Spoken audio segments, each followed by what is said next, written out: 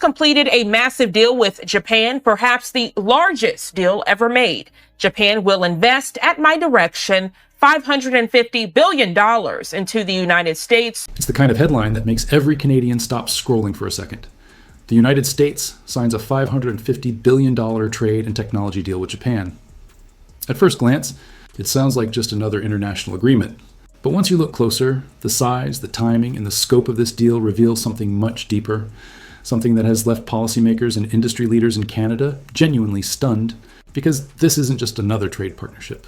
This is a major signal that the global economic map is being redrawn, and for once, Canada isn't sitting at the table.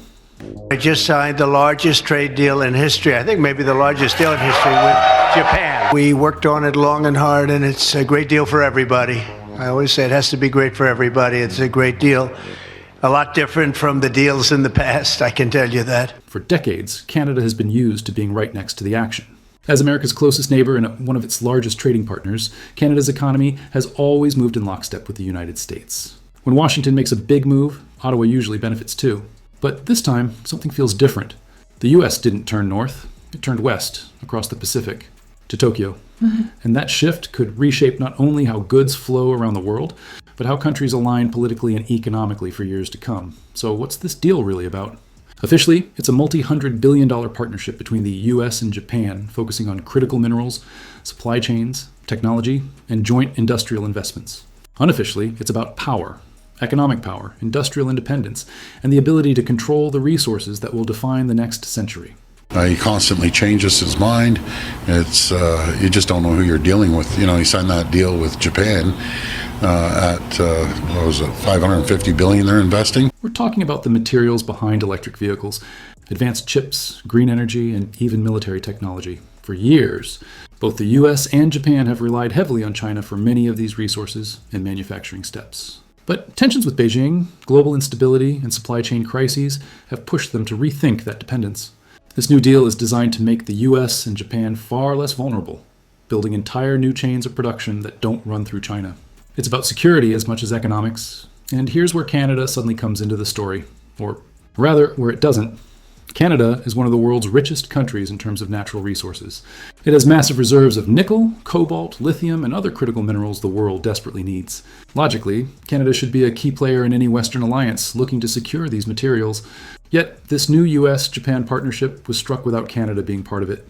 That's what's sending shockwaves through Canadian political and business circles. Imagine being a country that's constantly told you're essential to your neighbor's energy and resource security, and then watching that neighbor pour hundreds of billions into a deal with someone else. It's not that the US is cutting ties with Canada, but this deal signals a new hierarchy in America's priorities. Japan isn't just being treated as a regional ally anymore. It's being treated as a core economic and technological partner, perhaps even on a level Canada once assumed it occupied. Is that the deal with Japan includes a 15% reciprocal tariff as well as a $550 billion investment from Japan into the United States. Now, both countries have agreed to lower auto tariffs to 15%. This is according to NHK, the Japanese public broadcaster. Behind the scenes, Canadian officials are already trying to interpret what this means. Does it suggest the US is losing faith in Canada's ability to deliver what it needs quickly enough? Is it because of Canada's slower regulatory systems, its environmental approval processes, or maybe its limited industrial capacity? Whatever the reason, the message is clear. Washington is moving fast, and Canada risks being left behind if it doesn't adapt. Now, to understand why this matters so much, we need to remember how interconnected the North American economies are. Canada sends about 75% of its exports to the US. A shift in American industrial policy, even a small one, can ripple through the Canadian economy in a big way. And if the US begins redirecting investments, manufacturing, or technology partnerships toward Asia, even friendly nations like Japan, that could mean fewer opportunities, less funding, and reduced influence for Canadian companies. Let's also look at how Japan fits into this puzzle. Over the last decade, Japan has been quietly positioning itself as the world's reliability champion. It doesn't just want to be the factory, it wants to be the partner you trust to deliver. And with the US trying to decouple parts of its economy from China, Japan has stepped in with both hands out, offering capital, technology, and political alignment. It's a perfect match. Last time I checked, Japan they buy about $79 billion of products off the U.S. We buy about $349 billion of products. The United States gets a high-tech ally in Asia with world-class engineering and manufacturing capacity. Japan gets deeper access to U.S. markets, security cooperation, and a share of America's industrial subsidies. Together, they can build what some analysts are calling a closed-loop economic system, one where critical components and raw materials stay within a trusted network of allies. That network now includes the US and Japan at the core, and potentially others in the Indo-Pacific.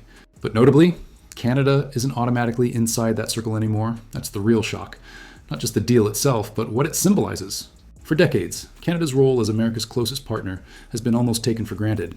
Every trade pact, from NAFTA to the USMCA, has had Canada right there in the mix. But global competition is changing, and Washington seems to be looking beyond geography to find new partnerships that deliver what it needs faster and cheaper. So Japan and the rest of the countries around the world have quite a bit to catch up to what we purchase off the U.S. Canadian business leaders are now asking tough questions. Are we doing enough to stay competitive? Are our investment policies scaring off international partners? Is Canada too slow to build the infrastructure that can get its resources to global markets? Because while Canada talks about potential, other countries are moving at lightning speed. In the mining world, for instance, Japanese companies are investing directly in African and Southeast Asian projects. The US has been cutting new deals in Latin America. Meanwhile, Canada is still struggling with project approvals and environmental assessments that can take years. Those are good for accountability, but in a world racing toward industrial self-sufficiency, they can also be a disadvantage. This $550 billion deal sends a wake-up call. The US isn't waiting around. It's building alliances wherever progress can happen the fastest. And while Canada remains a close friend, it now faces the reality that friendship doesn't automatically mean inclusion in every big move.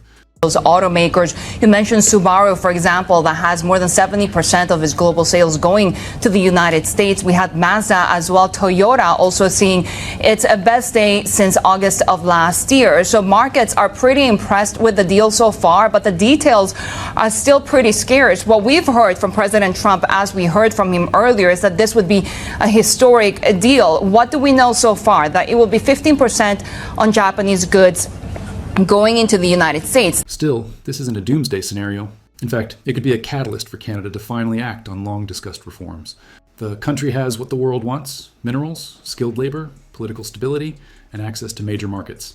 But it needs to turn those advantages into tangible industrial strength. That means investing in refineries, processing plants, and value-added industries, not just digging minerals out of the ground and shipping them abroad. The government in Ottawa has been talking about an ambitious new strategy for critical minerals, green industries, and supply chain resilience. But talk isn't enough anymore. The US-Japan partnership shows that big players are ready to commit serious money to make things happen. And they're not waiting for perfect conditions. They're acting. If Canada doesn't match that urgency, it risks watching others dominate the very sectors it could have led. There's also a political angle here. Canada has always balanced its identity between being part of the Western Alliance and carving out its own independent voice. This deal challenges that balance. If the US is building new industrial ecosystems that don't always include its traditional partners, Canada will have to decide whether to align more tightly with those efforts or diversify toward Europe and Asia on its own. Either way, Canada's next steps will shape its economy for decades. It could double down on its alliance with the US, investing in domestic capacity to prove its value in critical supply chains, or it could broaden its trade network, striking its own deals with Asia, Europe, and emerging markets. Japanese public. We also have some details about a $550 billion investment into the United States, and we heard from President Trump that will include a joint venture with Japan for the Alaska LNG project. Making itself too important to ignore. But what's clear right now is that Canada's shock isn't just emotional, it's strategic. For the first time in a long time, Canada is seeing what the world looks like when it's not automatically part of America's biggest moves. It's a reminder that global partnerships are evolving, and even longtime friends have to compete to stay relevant. In many ways, this could be the turning point Canada needs, the wake-up moment that pushes the country to modernize its industries, speed up its approval processes, and invest aggressively in its own future. Because the resources are there, the talent is there. The question is whether the urgency is, so as the US and Japan move forward with this colossal $550 billion deal, the rest of the world is taking notes, and Canada most of all. Will it adapt and reclaim its place as a central player in the new global economy? Or will it keep relying on old assumptions while new alliances leave it behind? Only time will tell, but one thing is certain. This deal is more than paperwork. It's a signal. A signal that global power is shifting, that old partnerships are being redefined, and that even the closest neighbors have to earn their seat at the table all over again. And maybe, just maybe, this shock will be the push Canada needs to rise to the challenge, to build, to innovate, and to make sure that next time, it's not watching history unfold from the sidelines, but helping write it. It's a major deal. Japan will invest massively in the US in return for slashing tariffs on Japanese cars. Japan's Nikkei index surged on the news to a one-year high, with major car brands Toyota, Honda and Mazda leading the charge. No wonder. Auto exports make up almost a third of all Japanese exports to the US.